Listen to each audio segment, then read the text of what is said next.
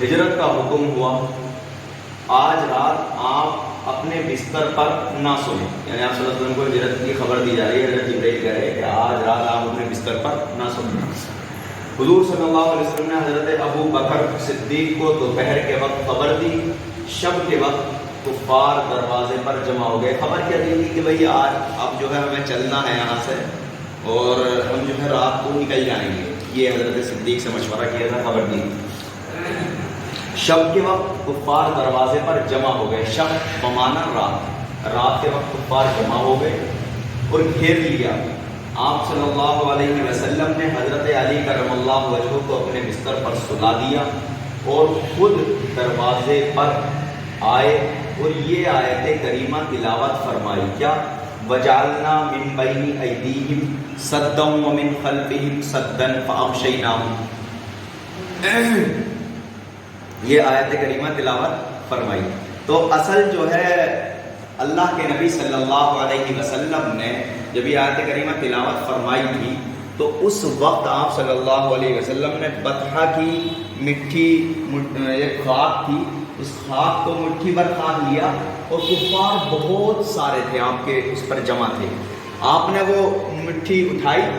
اور خاک لی اور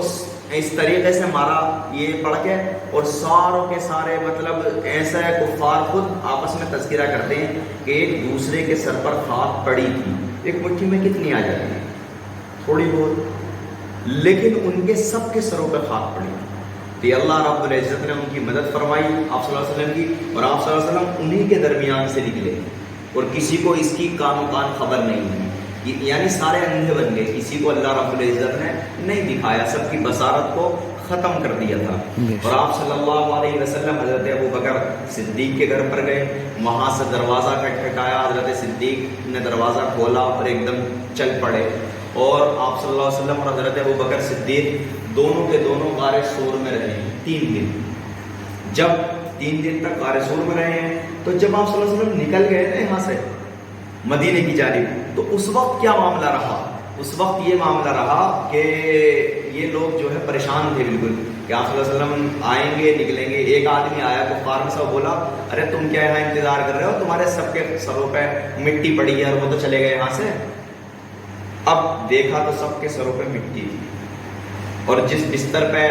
حضرت اللہ کے نبی کا تھا اس پر حضرت علی سوئے ہوئے تھے، حضرت علی کرم اللہ وجہہ اس پر سوئے ہوئے تھے، اور یہ سارے کے سارے ملتے ہوئے رہ گئے۔ تو انہوں نے پیچھے کیا، انہیں بھی دیکھا، انہوں نے پیچھے کیا، اور جب پیچھا کرنے لگے تو غار ثور کے منہ تک پہنچ گئے، اور جب منہ تک پہنچے تو وہاں جو ہے اس وقت جالا بنا رکھا تھا مکڑی نے، غار کے اوپر جالا بنا دیا، اور اوپر سے کبوتروں نے یا کسی بھی پرندے نے وہاں انڈے دے دیے، اور جب ایسا لگا کہ یار یہ تو بہت پرانا، جیسے ہم کسی مکان میں جائیں پرانے میں کھنڈر جس کو بولتے ہیں، تو وہاں جالا بنا ہوا ہوتا ہے، کبوتر میٹ وغیرہ کرتے ہیں، انڈے وغیرہ ان کے رکھے ہوتے ہیں، ہم کہتے ہیں یار یہاں کوئی آئے ہی نہیں، کوئی رہتا نہیں، کوئی بستا نہیں۔ تو اسی طریقے سے وہاں بھی کوئی نہیں رہا کرتا تھا، کوئی نہیں، ایسا بالکل سچویشن کریٹ کر دی، اور کافر سوچ رہے ہیں کہ اندر دیکھیں، لیکن ایک نے کہا تم اندر کیا دیکھو گے، یہاں تو جالا لگا پڑا، اگر کوئی آدمی آئے گا تو اتنی جلدی جالا بن نہیں سکتا، اور اس پہ پھر اوپر سے پرندے انڈے دے نہیں سکتے، تو لہٰذا تم اندر کیا کرو گے، پریشان کرو گے اپنے آپ کو، آؤ کہیں اور دیکھ کے۔ تو بس یہ لوگ جو ہے پریشان ہو کر یہ لوگ چلے گئے، اور اللہ کے نبی صلی اللہ علیہ وسلم مدینہ طیبہ میں جو یثرب تھا جس کا نام پہلے اور اس کا بعد میں نام مدینہ پڑا، تو آپ صلی اللہ علیہ وسلم وہاں پر پہنچے، اور وہاں آپ نے 10 سال اپنی زندگی کے